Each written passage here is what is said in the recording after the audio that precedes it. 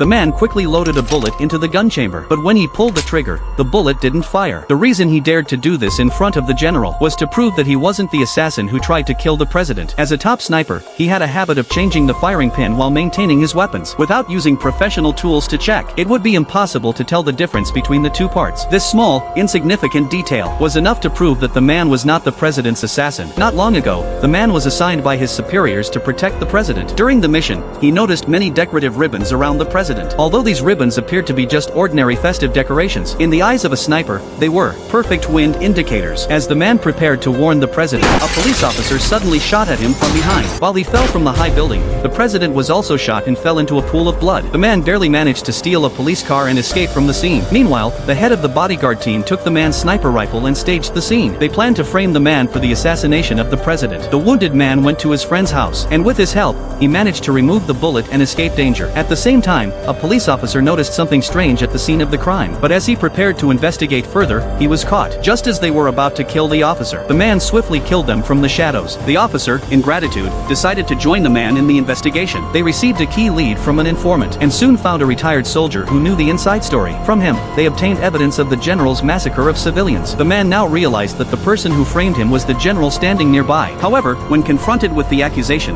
the general refused to admit it. Even when the police showed the general's massacre photos to the prosecutor, the general remained calm and composed. But this wasn't a high court, and even though they knew the general was guilty, they couldn't arrest him. Then, the general simply pushed open the door and left the scene. The man knew that normal legal procedures couldn't punish the general, so he had to find a way to take matters into his own hands. That night, the general met with a congressman to explain everything that happened during the day. Just then, a body dropped down, interrupting their conversation. Realizing something was wrong, the general quickly stood up and left. But the next second, a bullet instantly killed him. The congressman quickly ducked to the ground, trying to avoid the attack, while the head of the bodyguard team swiftly turned off the room's lights. The congressman anxiously urged the bodyguard to find a way to leave, but he had no idea that the man had already arrived below them. Under the cover of darkness, he swiftly eliminated the bodyguard. Then, without hesitation, he shot and killed the head of the bodyguard team, the one who had framed him. The congressman then tried to use his position to threaten the man, but the man immediately shot and killed the congressman. Then, he deliberately placed the handgun in the general's hand and broke the gas pipe. With a loud explosion, all the schemes and frames were turned to rubble in the blast.